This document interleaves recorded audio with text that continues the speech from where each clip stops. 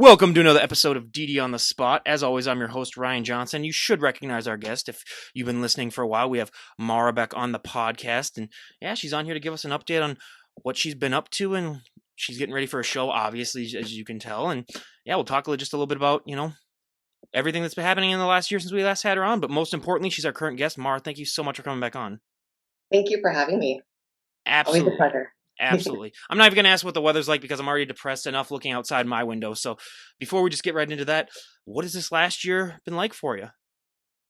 Well, it's kind of been a roller coaster. I feel like I kind of went into this place where I was trying to figure out what to do with my life or whatever. But once I kind of figured it out, got settled in, everything's been great. So I got a new coach hired on last year, and it's been um, a really great transition. So he really pushed me and in the growth area as far as getting as much muscle as we could for the competition coming up. So for the pro debut, anyway. What's one area that you think you've improved on the most since we last had you on? Honestly, it's everywhere. One of his main focuses was to bring up the legs more. So we've increased the size there. But my arms, shoulders, I just feel like overall everything's just kind of, you know, Yeah, I was going to say shoulders myself personally because I've seen some of your photos and I was like, okay, yeah, that's yeah, ridiculous. But yeah. so how has your training been different than if you're putting on all this size? What have you been doing different? Well, his training split, he has me doing like it's push pull leg day. And his training's a little bit different than before. It's mainly, just like a couple warm up sets, and then we do a top set and then a back off set. Back off sets will be just maybe one set with higher reps, or lower rate, higher rep, or it'll be like a rest pause. So it'll be three sets, but 15 seconds in between each set. So it's a top set and then followed by three other sets. So it's been a lot different than what I've done in the past, but I love it. Was it hard to get into it at first? Because as someone like me who I used to do a workout like the same for years before I finally switched things up, and it was hard for me to adjust to that. Was it hard at all, sort of the learning curve early on to adjust to that new type of training? No, it wasn't. I think I was more excited to take on something different. And my coach he's very detailed. So with all the lifts and movements, he would explain everything and how it's written out, how he wants it done. So, I mean, it was great, and it was fun to do something new and different. So, And did you change anything up with the nutrition at all? Or obviously, if you're putting on size, are you eating more? How's that gone? yeah, he fed me a lot. I've eaten more with him than I have ever. I think with when taking up bodybuilding, and my top weight this off season, I got up to 197, which is a lot. I'm at 201 right now, and I'm 6'3", just to give everyone a comparison. So Yeah, and I'm 5'6". So he definitely pushed me out of my comfort zone, but it was needed, and so mentally I knew that's what we needed to do. And thankfully once I hit that 197 mark, he's like, all right, let's go ahead and start pulling back, and I was just like, oh, thank God. what's wrong with him? He didn't want to push the extra 3 pounds to get up to 200. I thought about it. Because I have a friend who's like 200 this off season. I was like, no way, that's not going to happen. But I was so close. But 3 pounds away, I'll just take that loss. When it comes to cutting, did it take quicker this prep or was it longer? What's the cutting process been like so far? Yeah, we started a few months back. And we kind of, I mean, we picked a show, but it wasn't like set in stone. We just decided, let's go ahead and start cutting, um, and we'll aim for a show. But, anyways, so yeah, it was just a longer cut because obviously I had a lot more to lose this go around. And my body's been responding really good, and I haven't really, it's been losing, and I don't know, I can't complain. I'm in a really good place. So Yeah. Well, I hate to ask, but cardio is probably going to be the bane of your existence. At least this go around it was. How has that been different? cardio isn't terrible. I'm doing a whole hour a day. So I'll do like 35 minutes fasted and then 25 minutes post workout. Um, but it's not so split up like that. It's really not that bad. And he, I don't know, this coach a lot different than what I'm used to before. And there's times he'll take cardio away for the weekend, give me more food, and I'll drop weight. And I'm just like, I don't know what you're doing, but I love it. So yeah. What, in your opinion, makes a coach a good coach? Because everyone has their own, what checklist basically they need to have in order for a coach to work with them, because everybody's different. But in your personal situation, what makes a coach a good coach for you? Well, a good coach. I mean, I think with every coach I've had, I've taken great things from everybody, and I wouldn't be the athlete or the bodybuilder I am today without the previous coach I had, or even coaches from high school who pushed me, in athletics. But I mean, I think just now it's just very communicative and very detail oriented. And like I said, like my workouts are very detailed, and um, anytime I have a problem and I go to him, he's very attentive and tries to help me, with stress or whatever. And just he's this coach is very relatable. He wants you to enjoy this process and he wants to be there alongside with you. And but he also pushes me. But like I said, I mean, I don't have any complaints from my previous coach. I mean, he pushed me hard, and like I said, I want to be who I am, the athlete I am today without him also. So I just think every every person is different, so you just have to find the coach that's the right fit for you and your personality. And when it also comes to cutting, what is the one body part that cuts the easiest for you? And then the one that, like, you basically have to wait to show day to basically get to show? That's an easy one. So I was gonna say, but I was like, I still gotta ask because you never know. But I add my guesses. yes, so my upper body leans out very easy. My lower half, it likes to drag a little bit. So my legs, they're starting to come in. So yeah, my glutes are definitely the very last to tighten up. And obviously, I mean, the kids are in school now; they're away. Is Yep. training different at all during the summertime when you have them at home as it is to now? Do you train at different hours? Or you still try to keep things that's sort of the same year round? Yeah, I pretty much keep the same schedule year round. During the summer, they have some cousins and they go to their grandparents' house. And so I work from home, which is a blessing. So whenever they're off, getting taken care of throughout the day, I just take advantage of like my lunch hour. I'll go to the gym and go get my training in there. And then I have cardio equipment here. So I'm able to fit that in my schedule, even when they're here with me. So make it work. What are some of the reactions that you're getting now, especially as you're leaning down and it's still hot outside, so you can still kind of wear what you're wearing? What are the reactions you're getting now? Of course, I get a lot of stares, but um, I think, I try to, whenever I'm out and about, just to avoid conversation and like questions and stuff, I usually try to cover up. But Good luck. yes, apparently that's not easy to do. I think I'm bigger than what I think I am. Well, and you're So, at that point too where even if you're wearing a sweater, it still shows. Like, you still, right. yeah. Yeah. Yeah. And especially, I mean, wearing shorts, it's too hot to wear pants. So my legs give that away. But, I mean, people are so nice. I mean, they approach me, they talk to me, and of course, I'm going to be nice to them. And it's everybody who I've encountered, they're all so supportive, and I've never gotten anything like, "Oh, that's just too much muscle" or whatever. And I'm sure people have those opinions, and they just don't say it. But I'm just appreciative of people just taking their time and just realizing the dedication and the hard work that goes into it, and supporting me in that sense. How are you dealing? We talked about the new coach, the new training, but also it's, just the last few months before a show. Where are you at mentally? How long until you honestly think that your brain starts to just slowly die? Like, at what point in your journey do you finally, are you like, okay, I got to take things easy for a couple weeks? Yeah. There's good days and bad days. Um, my upper half is pretty lean. I mean, I feel like I'm 5, 6 weeks out. So I was actually thinking about that today because today was actually pretty rough. And I was like, I don't know if I'm going to be able to do a podcast. But we're here. It's all good. I took some caffeine. and so I'm alive.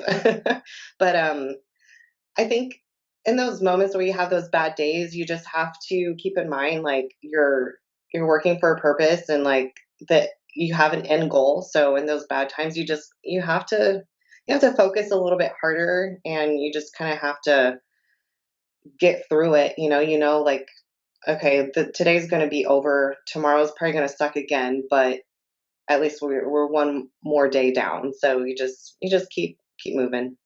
One time I recorded 3 podcasts in a day and I didn't get any sleep at all the previous night. So that's what I tell people when they're like, "Oh, I couldn't do a podcast." And I was like, "If I can do that, anyone can do anything really." And honestly, I don't even know how I got through. Once we got Right. to the third one, I don't even really remember anything. So it was honestly, just one of those. But we talked about, I don't even know if we talked about this much the last podcast, but like, I mean, the body dysmorphia that comes along with the sport, like you mentioned it before.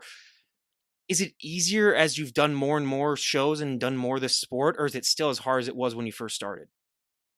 I think it does get easier. And I think that depends on the person too. But I think if you're, especially with off season with women, I think we're always wanting or expecting to like look a certain way and not gain too much fat or too much weight, because then, you know, our self esteems can struggle a little bit whenever we're trying to fit in clothes. But I think whenever you have the understanding that, putting on size, it's for a purpose. um, you kind of have to change your mindset to know like this is just part of the process, and you have to accept yourself in every single stage. But it's like at the point where I'm at now, where I'm able to see the benefits of why we pushed so high. This is the rewarding part, so no regrets. Did your lifts improve with this new training too? Yeah, it was a lot more, a lot slower technique. It's not like More time under tension ish, kind of? right, yeah, not like balls to the wall and let's push fast and hard. It was more just like, holding certain lifts and letting go slowly, and like you said, time under tension. And so that's been a little bit different. What's your hardest exercise to do holding? Ooh. I think as far as like, I don't know if anyone is like hard, but I think the most challenging is like whenever I do the hack squats or any other type of squat. He'd have me sit at the bottom for like 1 or 2 seconds and then come up, because Ooh. he didn't want me to. He wanted to take all the bounce out of it to make sure you're just utilizing your muscle, and so that was very challenging and very humbling at the same time. For me, it would be sometimes I used to do rows when I do them like really, really slow, like the rowing machine, but I do them like so slow that literally, and it wouldn't be my back that would hurt the most. It would be the forearms that would hurt Right. the most from Yeah. like trying to hold it down. So The that was grip. because, yeah, I would give out more earlier just because my forearms were just on fire than I would with my back. But it's just, yeah, just the grip and holding all that would, that was definitely the worst one for me. But, as like you said, you have good days, you have bad days with the mentality, but mentally, what have you taken from this sport and use it to impact other areas of your life positively? Because I've always said if you can compete, you can really do anything. I think primarily, any time I had something, we all have issues go on in our lives unexpectedly. And anytime something has come up where it's kind of derailed you a little bit, I feel like the discipline and the mentality that I've gained with bodybuilding, I think that's just transferred over into any part of life that I face challenges with. It's like you just hit the challenge head on, because like it's just going to be temporary, and that you can just, you keep going and persevere, like you're just, it's all going to be over with. You'll overcome, you'll come out better on the other side. So I think that translate anything in the discipline.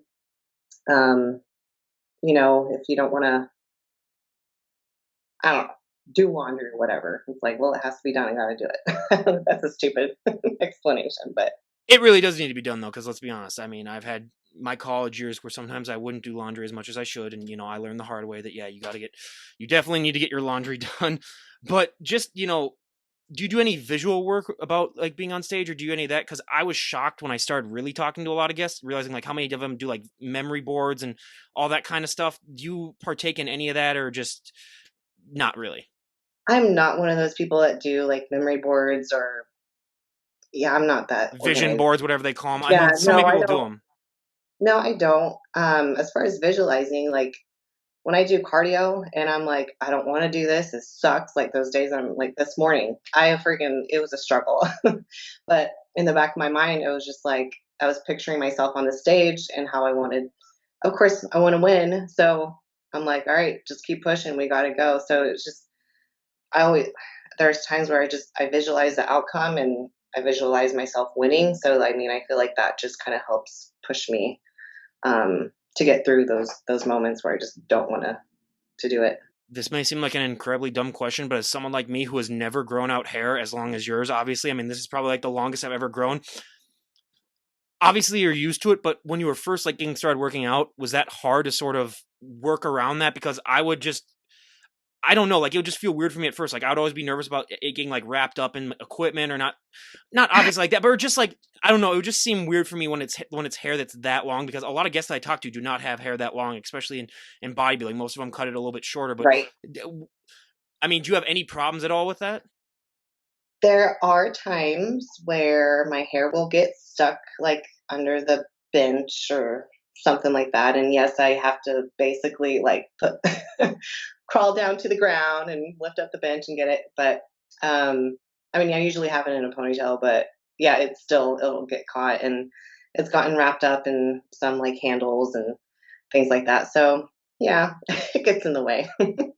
Because honestly, I just asked that because I was honestly just thinking like, yeah, maybe 5% of the guests that I have on have hair that's like that long. Like it's a rarity in bodybuilding, and I don't see it, you know, that often. But a question that I came up with recently, which shows, you know, how bad I am at this, that it took me this long to finally come up with this question. But if there were a talent portion in a bodybuilding show, kind of like they do with beauty pageants, where you could do anything, what would your talent be? Oh my gosh. Um, what would my talent be? I'm not a great singer. I can dance, but I feel like I'm only good because I feel like, you know, Well, I'm that would good be with hilarious to see a bodybuilder like do a dance routine. That would be kind of funny, if I'm being honest. um I can do balloon animals. Yes. That is what I want to hear. That type of stuff. Are you kidding me? That's the stuff that okay, again, I'm not saying that they have to do this, but it would be a decent idea if they did to see you doing balloon animals on stage. Another one's like I can play the piano really well. It's like, yeah, go out there, play the piano I mean, that would be there's your moneymakers right there, everyone. But yeah, that's so Not everybody can say they can make a dog out of a how balloon. did you learn that skill? So my parents are missionaries, grew up overseas, and we worked with a lot of kids, and so um, teams would come down and they kind of taught us. So I'm not like I can't do anything spectacular, but I can make a great snake, I'll say that. hey, just draw some little Well, eyes and with then the yeah, you Sharpie. just twist it up on the head a little bit, and then yeah, you Yeah, get some. That's really all you got to do, people. But yeah, I was as a kid, I was always fascinated by that, and then I'd always get like the helmet version, basically, and then yeah, yeah. a lot at the racetrack, the horse racetrack. They used to have them all the time. That's where I would normally go and get that. But I guess if I could bake a cake as my talent, that's what I would do. I remembered that, so I Yeah. literally just had another guest on who does professional baking. Like Yeah. she's a sweets baker, and I don't know how she does that psychopathically, but is there a certain point in your prep that like you can't even look at anything sweet, or do you are you able to just suck it up? Yeah, just suck it up. Um, I think I've just done this for so long. It's just, it's just part of my life. It's my lifestyle. And I have two little girls. So, I don't deprive them. Like last night, we went out for ice cream. We went to Andy's Custard, and they're there enjoying their ice cream. And I'm there sipping my water. So it doesn't faze me at all. You could have at least had a water popsicle or something like that. Right. Walked across the street and got a diet Yeah. soda or something. So if I were But to ask your daughters what's the best thing that your mom makes, what do you think they would say? carrot cake. Ooh. You know what I was craving this morning? I was craving pumpkin pie, so I might have to go and get some later. Oh, We're yeah. getting towards the season. That's my favorite kind of pie, and I know it's not really everyone's favorite, but once it gets to the season and it becomes acceptable, Yeah. I'll have 2 or 3 pumpkin pies within the next 2 months. So Are you yeah, a pumpkin spice latte person? never tried it. Oh, come on. Well, here's the thing.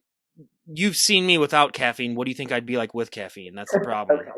Fair enough. Fair enough. For the safety of the world, on the only times I've ever, so I probably drink coffee maybe 10 times my entire life, and I'm 29. So the last time I drank it was I had to go to work the next day and I'd gotten zero sleep just because I had a rough night sleeping. So those are like the only scenarios where I'd ever drink coffee just because I need it to like literally stay awake.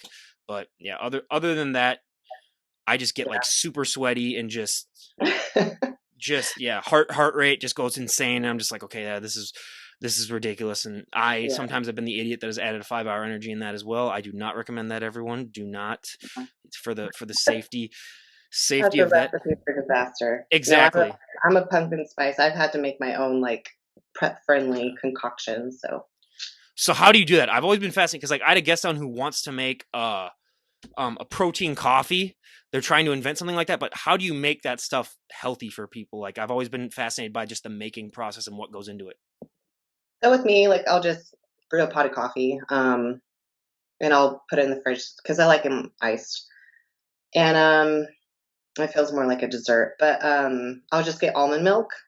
And of course, I measure and weigh everything out. Just get some almond milk. I have the skinny syrup, so it's the pumpkin spice flavor. And then you just get pumpkin spice seasoning. And then I do like to add just like a teaspoon of pumpkin puree. I'll blend all of that up and add it in my coffee and put ice in it, and it's good. I just got another question for you too. Why do they call it carrot cake when it doesn't taste anything like a carrot? Uh, I guess I've because always it's been. I'm in gonna there. have to look that up. And Yeah, I guess it's just like zucchini bread. I don't yeah. know. Yeah, just like how they call it like angel food cake. No, that's not really similar, but like yeah, with carrot cake. I mean, I enjoy carrot cake, but like whenever I Yeah, try it, I always ask people that's like, does anyone know why they call it carrot cake? Because like it doesn't taste like a carrot. I don't even know if there's carrots in it. Yeah, so I there just are carrots in there. Yeah. yeah. So I don't know, but I don't know. Maybe the ones that I haven't had because I did have one. I was like, okay, this just tastes like angel food cake that was just dyed orange basically. So I don't. Yeah, I do make a pretty good carrot cake. Okay, has there ever been a myth about food that you believe? Because I think honestly I believe about carrot cake because I just had a bad experience with it. Has there ever been a food myth that you believe just because of a bad experience that like something was that? Because I have a dozen of them and I don't want to share them all because I'd embarrass myself. But did you have any times where like you thought something about a food just because you had a bad experience somewhere? I don't think so.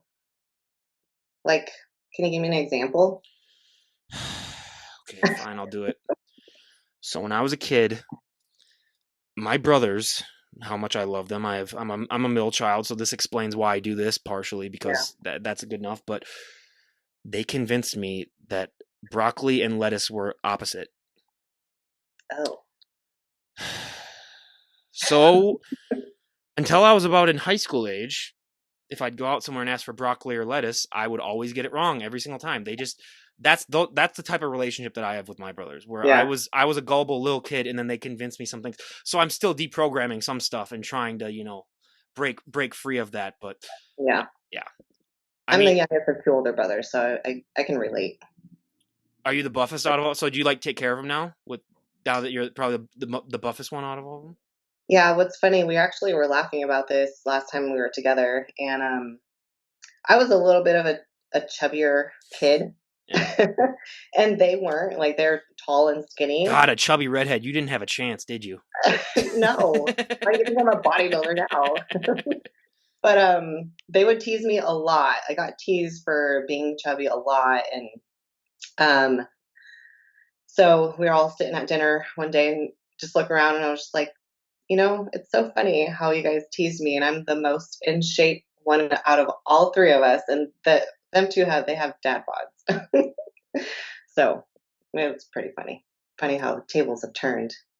I mean, I work out now, but I cannot wait for the day 10, 20 years ago when I can just slowly grow a dad bod and retire in pride and in peace and Right. just, go walk off into the sunset. But no, I mean, I've always found the sibling stuff. And so what's their opinion about it? Like when you announced to them, like, hey, I wanted to give this a try, and has it changed over time? With my brothers, like I think they've always supported me, and um, I think they always thought it was cool. And they'd just tell their friends about it. And my brother, the the second oldest, he actually helped with some of my expenses last year to compete at national at Universe. So yeah, I say they're supportive of it. So That's great. That makes, so much more of a difference to so many people because I've talked to too many people where they just don't have that support at all. And you just you really feel, bad for them too. But has your posing routine changed at all? And what's been going on with that? posing, I hired on a posing coach, and we meet at least like once or twice a week and go over mandatories. I haven't started on my routine yet, which I need to start doing that to make sure to get confident and comfortable with that. So You're not one of those psychopaths I talk to that does it year round every single day, regardless. You should have done it at 197 pounds. That would be a sight to see. no, no, I tried practicing posing at that weight, and it just wasn't going to happen. You should have done figure. Then you could try on those high heels too. Oh God, can you picture that? Like no, like Humpty Dumpty on heels. So one thing that I always find fascinating about, especially physique over bodybuilding is that they do the stupid, the hands open and the hands closed thing, which I just don't understand. Do Yeah. you prefer the hands open, or are you just like, yeah, just let me do hands closed? I like the hands open because I Okay. think it does add just like a little bit more of a feminine touch to it. Yeah. I don't know. I've been either or with that. There's sometimes, and I honestly think it depends on the person that does it to you, because you can Yeah. tell if a person is like really into it or not, and they do like the hands open where it's just like it's kind of like I don't know what to do with my hands, but then there's other ones Yeah. where they do the classy version where it's Right. you're just Yeah. like, yeah, I get it, which you can kind of tell that person's opinion on that question alone just based on you know how they do it. But when it also comes down to just the whole mental side of your body is constantly changing and evolving, do you ever go back and look at old photos of yourself and just realize the journey that you've been on, and how do you come to terms with that? Because as someone like me who never really had a major weight loss journey my entire life, I can't imagine, looking back on photos if I was like so out of shape and then just realizing what I'm at right now. Yeah. I actually posted like a 5-year transformation picture a couple weeks ago on my Instagram, and I was like 8 weeks out of my first competition that I competed in figure, and then I put a side by side of where I am now, and just looking at the difference, I was just like, "Holy cow!" Like a lot of work has been done in between those pictures, and it's been a journey, and I wouldn't change it. If you could go back though 5 years and talk to that version of yourself, what would be the best piece of advice you would give them? That you're worth everything. You're worth not giving up, and you're worth everything that's been given to you. You wouldn't say hire this coach 5 years earlier that you just had? No, I don't like. Yeah. I wouldn't say that. Like I said, I mean, I've taken a lot of great from the previous coach, and I apply it today also. So no, I wouldn't change it because, like I said, I probably wouldn't be who I am today without that other coach. So Whenever it comes to that question, I always find it funny because me personally, like, there are times where I think I wouldn't change anything about my past because it's like it's led to where I'm at right now. But then there are other times where I was like, I'd be an idiot to say I wouldn't go back and like be like maybe 10 years younger than I am today, knowing everything that I know. It's like you'd be a complete moron to do that. So I always yeah, am 50-50 on that question too, mhm, because it's like, dude, just go and buy Bitcoin then when you're like 15 years old then and be a freaking billionaire or something like anyone that says that and it's like, no, because I learned all the life lessons and I was like, I don't know. I'm always iffy on that question too. So that's why yeah. whenever I ask it, I'm That's like, the same. Like I'm the same way. Like I wouldn't change a thing because it molded me into who I am today. But there's a lot of things that I probably would change. Like if I could go back and not make as stupid decisions. But mhm, yeah. that's how we learn, right? What is probably the best lesson that you've learned from your past? Because I love people that have like had significant journeys because they do tend to have those lessons of, you know, how to better themselves. Because as someone like me, I mean, I write all this stuff down. That's what I'm doing when I'm talking to you right now. Anything that you say is significant, I have my little notepad, so I'm making notes and I combine that. But what's the best lesson that you think you've learned from your life's journey? I think the best lesson, um, I think that this just applies to being a human being, is we're all different. Um, we can't, there's no room to judge other people how they live their lives, because just because you want to do something doesn't mean that person isn't pursuing their passion. Um, and just, I think I was very like judgmental in the past, and which I hate to admit. But I think you have to A have grace. judgmental person that becomes a bodybuilder, which is one of the most judgmental sports in history. Oh, shocker. Yeah, fair enough. But yeah, I think just learning to have grace towards people, because I'm not perfect. Shouldn't expect perfect out of anybody else, and yeah. How do you also, like you talked about judgment, how do you deal with the judgment side of this sport? Because I mean, I know there are judges in every sport, but like being a baseball pitcher, if I threw a strike right down the middle, there's no way that guy could call it a ball. Otherwise, everyone would just be like up in arms. But like with bodybuilding, it's down to such a small amount of like just one body part might not be as big. I mean, just how Yeah. minuscule it gets in the analysis. How do you deal with that side of it where it's sometimes it does come down to stuff that you really can't control? Yeah, I think that's something you learn. I told myself a couple years ago, like when I took a little break and like got back into bodybuilding, how, I mean, of course, like I want to win. Who doesn't want to win? Um, but in bodybuilding, it doesn't matter if you do A, B, C perfect. You can still go on stage, and somebody else better can show up and they'll beat you. And I think your mentality with bodybuilding has to be that you're there to be better, a better you than you were last time. So as long as you made the improvements, did the work, and I mean that's a win in itself. Um, it's hard though, because if you come in last, you're just like it sucks. But um, I think you just have to have the mentality that it is a pretty subjective sport, and you just have to roll with the punches, I guess. I don't know. Does that make sense? Absolutely. Well, and going back, I just realized my life thing that I learned is, hard work beats or talent. Hard work beats talent when talent doesn't work hard. That's, the best thing that I've really learned throughout my life. You could be, Yeah. I mean, there's so many stories that I've heard, even just in the sports world alone and in bodybuilding in general, too, of people that might not have the genetics, but they just have that, insane work ethic where Mhm. you just don't. Did you always have this incredible work ethic, or is it something that you had to develop because you need, I mean, in order to be where you're at in the sport, you need to have an incredible work ethic? Yeah, I think my parents have been a good example. I mean, I've seen my dad, he's a very disciplined person. He actually, I told you my parents are missionaries, so we're Christian and all that stuff. And he actually took the challenge to do the 40-day, 40-night fast. So he didn't eat anything for, I don't think he quite made it to 40 days. I think it was like in the 30-day range, which is still insane.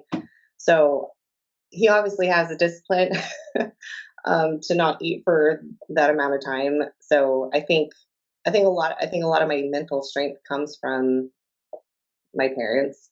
But alongside with that, I'm just somebody who, if I put my mind to something, like I'm gonna do it, and I'm gonna do it to the best of my ability. Fasting voluntarily, I'm sorry, is one of the dumbest things I've ever heard in my entire life. Okay, there's people that starve that I can understand, but doing that, I I'm not gonna say that I haven't tried that for maybe like a weekend, and I still caved after about the second night. So more respect to him for being able to do Oh it, yeah, I've as tried long as he could. fasting for like a day, and I don't make it.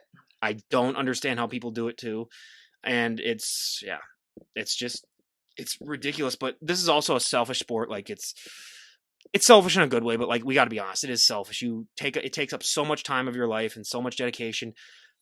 How do you try to find any balance in your life? Because I've talked to so many people who accidentally or on purposely not derail their lives, but they make their lives so much harder than they need to be because they aren't able to find that balance. So I think a lot of people can allow bodybuilding to control their life. Um, yes, bodybuilding does control my life, but I have to utilize my time wisely. And I'm not, so I'm a single mom and I have two daughters. Like, I will not, if bodybuilding ever comes in the way of me being able to be an attentive mom to them, then that's when I won't do it anymore. So if it's something I want to do, like to find that balance, is just, you just have to adapt to your surroundings, adapt to your life, and take my meals everywhere, no matter where I go. I take my meals. If I have to get a training session in, I mean, in my mind, like I'm constantly, I think to this point, like my mind's already trained to think this way. But if anything comes up, it's not like, oh no, well, I have to train at this time. It's like, okay, no, we'll make that happen. I just got to figure out how I can work around that schedule and go get a training session and still be able to take my daughters to Silver Dollar City or whatever. So I just feel like you just have to be adaptable to life, and you can still pursue your goals, and it's really not that difficult. It just takes a lot of planning. Do you ever wonder sometimes, like why do I go through all this stuff just to be on stage for like one day? Because every other sport, they're on there for like football, even they're on there like 16 times. They get to showcase it more. And that to me is the most inspiring thing about bodybuilding is that they train so hard, just as hard as almost any other athlete for just that, like few minutes that they Right. have on stage. Do you ever find that, or how do you deal with that mentally? Because I would think to put in that much effort just for that little amount of time, it would just because I go crazy when I'm doing my own cardio, just because my mind just keeps going crazy. Do you ever struggle with that realization that like this is so much work for such a little amount of time? All the time. I think about that. Thank you for being honest, because I've had some people that be like, "No, I never think about that," but it's like deep down, you're like, they do, but they just don't want to admit it. Right. And I don't care. um, I'll speak the truth. There's many times I ask myself, like, why am I doing this? Why do I do this? But I just know, like, I love the discipline and I love the structure. I love the routine. And I feel like it gives me, I don't know if I would say a purpose for my life, but in a sense it does. Um, and thankfully, like, let's see, my pro debut will be, I think, my fifth show total. So I haven't been in the sport for a terrible amount of time, like a super long amount of time. I haven't competed like um, in a ton of shows. So, and thankfully, I've had success in the shows that I've had. So, um, I just feel like any show that I've done, I've always walked off the stage with that high of like I won the show and whatever. So it's almost like chasing that feeling again, like the high from it. So, I mean, now that I'm going to be on the pro stage, it could be a completely different thing. And if I'm on your podcast again, ask me this question like next time, and we'll see. But um, so yeah, but I mean, it does cross my mind because it's a lot of money, it's a lot of time, a lot of dedication, for yeah, just a few moments on stage. I honestly think there should be some way that they do kind of like a season of it, but the only problem is that it's not healthy to look like that for like a 3 month span. If you're gonna just do Right. like shows every other weekend, but like I don't know, they should figure out something because I always like I've been to a handful of shows now myself, and I just view it in like some of these people. It's like they've worked years for this, just for that one moment on stage, and it's you honestly should be able to get to show off more of it because just the hard work alone, it's that's just the Maybe thing for me. allowing like a little bit more time on stage with posing and stuff, but at the same time, like those shows like are all day, and so the judges do kind of have to like put you off stage. But I just think as long as everybody gets their fair opportunity to get on stage and showcase their work, I think Now, that's this good. is one where you can be completely honest at all. I don't care, and if you don't want to answer it, I'll edit it out. But do you ever feel guilty getting your family to spend as much money as they do to come to a show because those shows are damn expensive? Well, my family has not come to any of my Okay, okay, shows. okay. So that was an easy question to I've talked to some answer. people where they have like a dozen family members show up, and I'd be like, okay, if they're spending like $50 each, I'd be like, Yeah. you don't have to.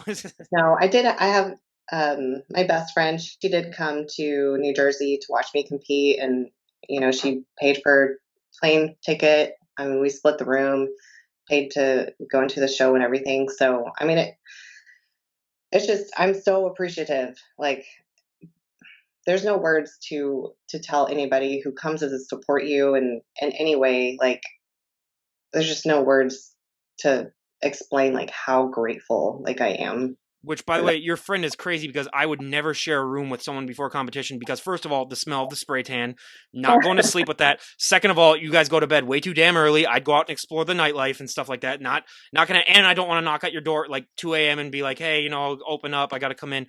But yeah, just, I mean, that dedication is just, I cannot talk more about just how inspiring that is, that you guys honestly, do what we do, but we got to talk about because like you on your photos, your shoulders, like you said, they've been really popping. What do you do for shoulders? Because I've had yeah, that's ridiculous, everyone.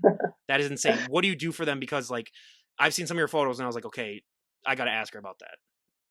That's another. I was thinking about this with my training. So we have for my shoulders, it's push day, so we're doing shoulders and chest. And I mean, I have dumbbell raises, but there's only one.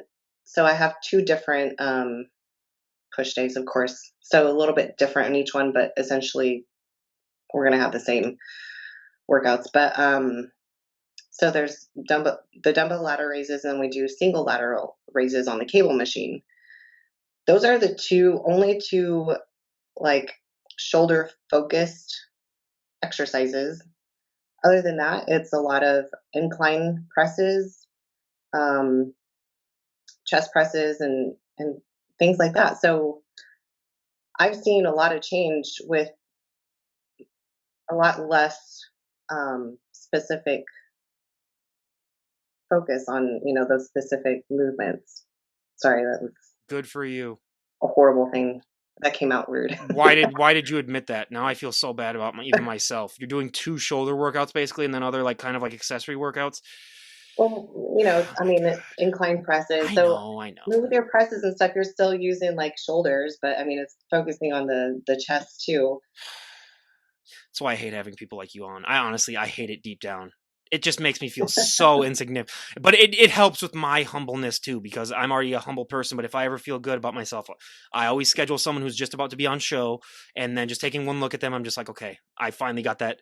I'm finally down to earth now to really, think about that. But are you nervous at all, especially being on that pro stage, dealing with that now? You're kind of the little fish in the big pond now, where I mean, you don't even know really ahead of time what it's going to be.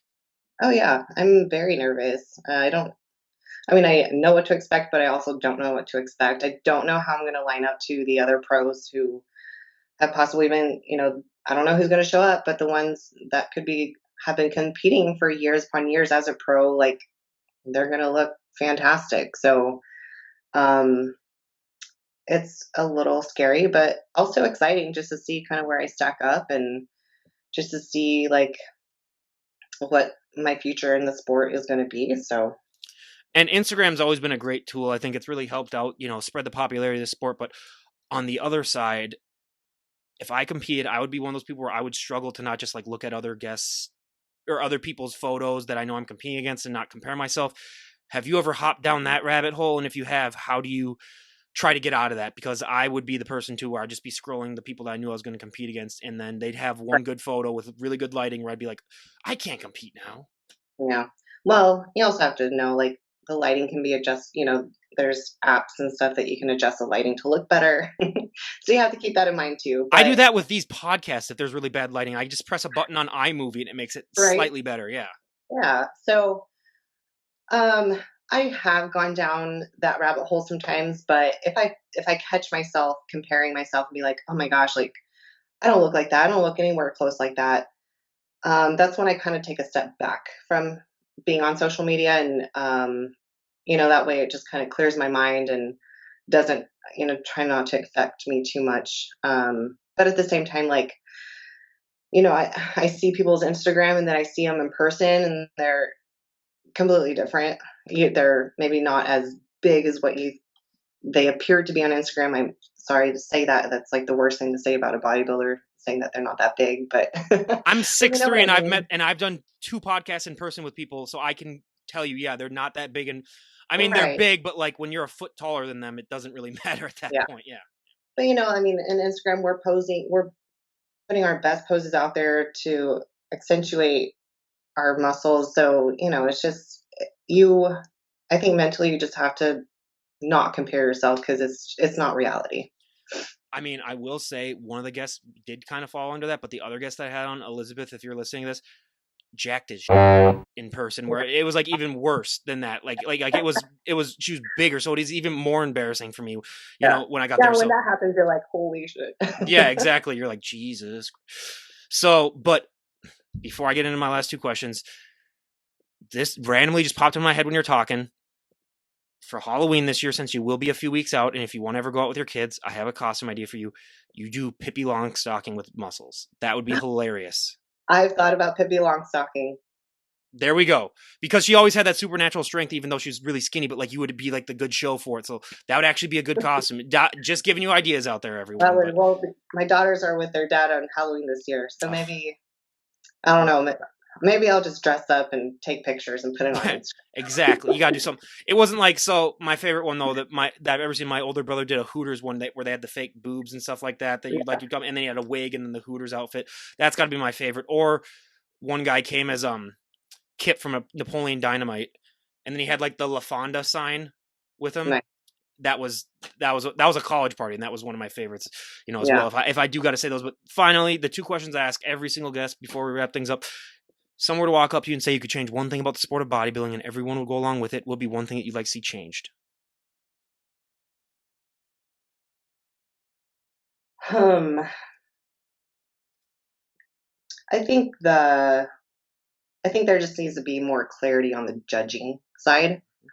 Um, because I feel like the judges can say they're looking for this certain particular look, and you bring that look to stage, and then they favor somebody that they said they didn't want you to look like, and so that's where I feel like it gets mixed up, and it can just get confusing. So I think just a little bit more streamline as far as what the judges are looking for would be helpful. I couldn't agree more because some of these results you're looking at it and you're just like, even an average person would do a better, result than that, based on the Right. criteria that we're looking at. And honestly, they need to update the criteria too, because I had one guest who, as a joke, they went through the actual guidelines with me on the show. Their guidelines from maybe 10 years ago compared to what they're looking for right now, where they're like Yeah. no striations, all that stuff for all these divisions, and you're like, well, that's every single competitor But now. then they're So favoring it. yeah, exactly. So Yeah. they definitely need to update that as well. And when I do have you on in a year, because I'd love to have you back on in a year, where would you like to be at in your bodybuilding journey? Where would you like to be at in your overall life? What are some goals that you'd like to have achieved a year from today? Well, as far as bodybuilding goes, of course, I would like to be like a star athlete, I guess, just have my name out there and prove to myself and to other people who support me that all of this time and effort that I put in isn't a waste.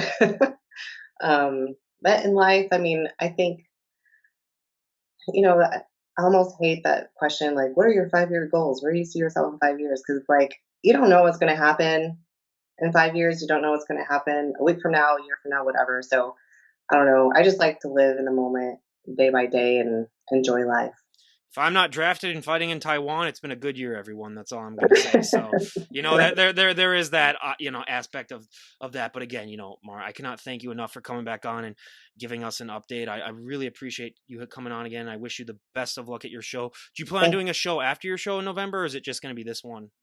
It's just going to be this one. And then after that, we'll get with the coach and see where we go from there. I swear to God, if your shoulders are even bigger next time I have you on, I'm gonna be pissed. Okay, so I'm gonna write this down now, everyone. So let's try it. No, I'm just kidding. But again, everyone, go and give her a follow on her Instagram page. You will get inspired to get off that couch. And again, thank you so much. I really appreciate it. Thank you for having me. Appreciate it. Absolutely.